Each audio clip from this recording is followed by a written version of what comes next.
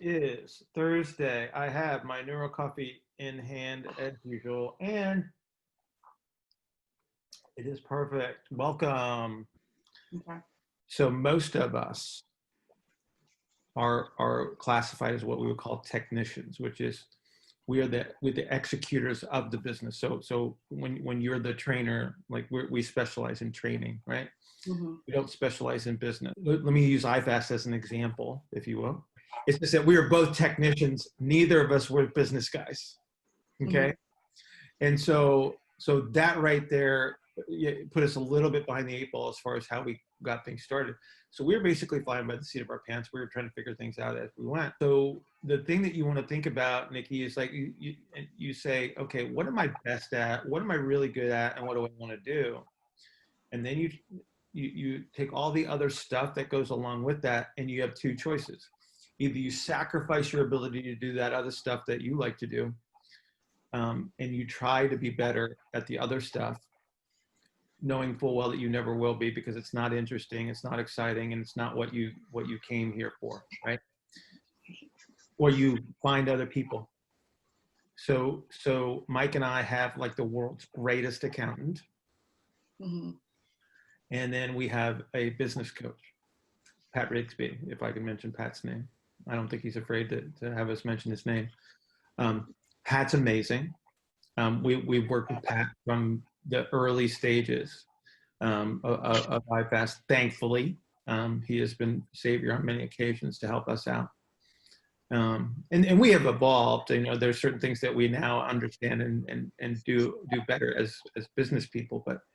But you know, if I had my way, I would be the technician. I'd be the teacher. I would be the, you know, that guy all the time, rather than having to worry about paying bills and managing the finances, and because there are certain aspects of that we still have to do ourselves. One of the strategies that is very, very helpful when you're trying to coach or observe or understand what someone is doing is to imitate them.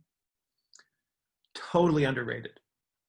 You know, students always ask, they go, well, I want to learn about gait. It's like, okay, what do you want to learn about gait? Well, I want to understand what they're doing. It's like, okay, do exactly what they're doing, like imitate them, and you will feel what they're doing.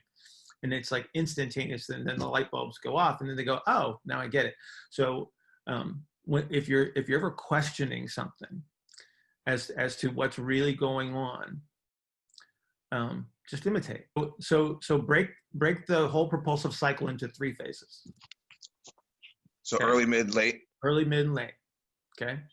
Knowing full well that there's a point where propulsion becomes maximum, which is in that middle area, right?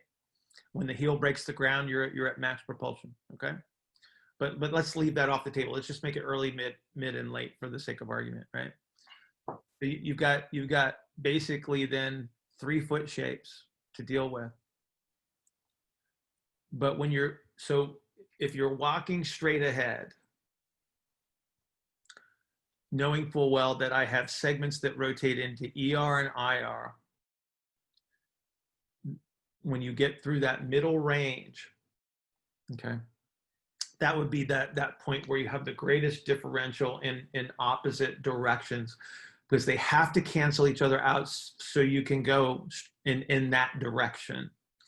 Otherwise, if I don't have the opposing ERs and IRs through that middle range, I have to go off course, right? And you have to make a course correction somewhere. And people do this all the time. So the people that I see in the purple room tend to have a lack of relative motion somewhere, and then they compensate for that. You know, so when you can see, your vision corrects your direction quite a bit when you walk. And so whenever you see if you walk across the room, you go, wow, that looks kind of weird. It's like they're making a constant course correction with every step, because they probably lack some relative motion somewhere. And if it gets bad enough, then it might hurt. So through that middle range is that point where you're going to have the traditionally described closed chain pronation. So you're going to have the eversion of the calcaneus and the adduction plantar flexion of the talus through that middle range. right? If we're looking at the subtalar position, right? And that allows the tibia to go straight over the foot, so you can, again, it looks like you're walking in a straight line. So you have to pass through that pronated position, otherwise your tibia stays behind you. You would get stuck in early propulsion if you didn't pronate. Okay. Mm-hmm. So the talus has to move. So if the talus is still dorsiflexed and abducted as you pass over the foot, you will use a late propulsive foot position to try to pass through the middle propulsive phase, which is, again, tends to be problematic for a lot of people, because that means that they have to make a twist somewhere else to stay straight. But understand that the foot is going to behave just like all the other structures above it, right? So when you have an internal rotation position, which is that propulsive strategy in the foot, so's the hip, so's the pelvis. Okay, they go together because that's where the maximum push is, and so I have to have this coherent strategy up the chain, because if I have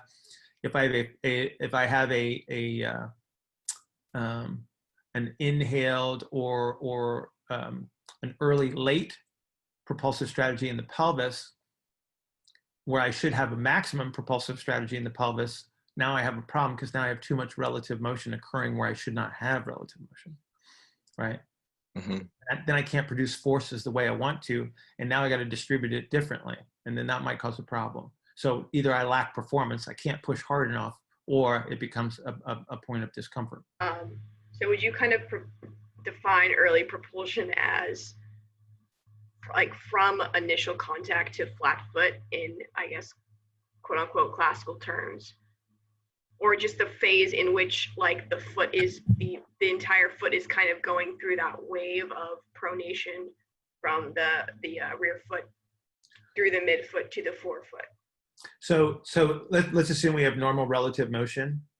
Mm-hmm. Okay, if we had to make a division, once that talus starts to move towards the internally rotated position, so plantar flexion, adduction, once that starts to move in that direction, you're moving towards like that middle phase, right? Okay. Because theoretically, and again, this is totally theoretical, when the heel strikes the ground and the foot goes to flat, like before you would load it, before you would put any weight on that foot, Mm-hmm. still towards that the talus is still kind of dorsiflexed and abducted. Got it. So when it starts to plantar flex and adduct is when you start to go into mid propulsion. Yeah. Makes sense. But see, again, it's like we're throwing out a theoretical point in time to have a discussion. It's not very meaningful, right? The idea is like when I take a snapshot in time, it's like what's moving. Does everything move the way I need it to accomplish the task, without putting stress or strain on anything in particular? Right.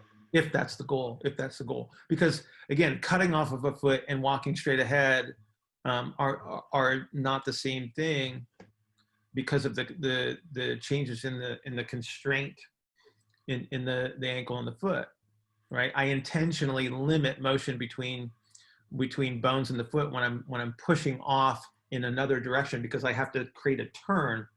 So the compensation through the extremity is to make that turn and to drive the thorax and et cetera off of the foot, right?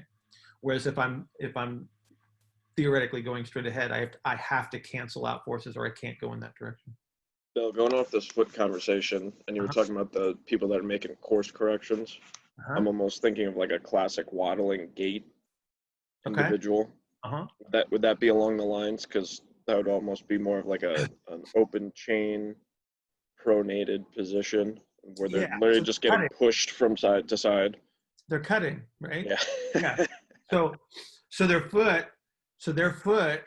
tends to stay towards that later propulsive strategy, right? So chances are their center of gravity is already forward, right? They can't turn, and so it becomes this, right?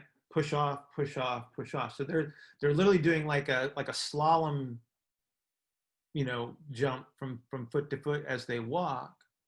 Can you say the name of those books that you showed us again? Nope. Michelle, I would get that one. Okay. Who's it by? Michaud. Okay. Thomas C. Michaud. As far as description goes, it's better. Got it. It's better. So it's a nice place to start to develop your frame of reference. Okay. Thank you. Yeah, and after this, then you can start to superimpose some specificity on there, so you can get something like Baxter's has running stuff in it. This is more of like, you can actually see it says in sport, so it's got a little bit more specificity in there in regards to some of these things that we talk about. But again, I think they tend to look at great detail because it's a textbook about the foot, right? Yeah. So all of the detail is just like, kind of overwhelming at times. Right. Thank you.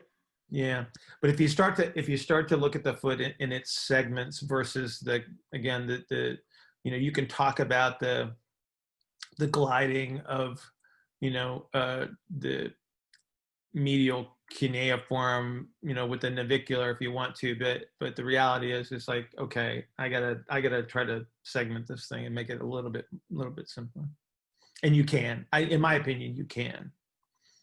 And you can actually make it look very familiar to you if you know how to flip stuff around in your head. But the end result, right, that they wanted was knee extension.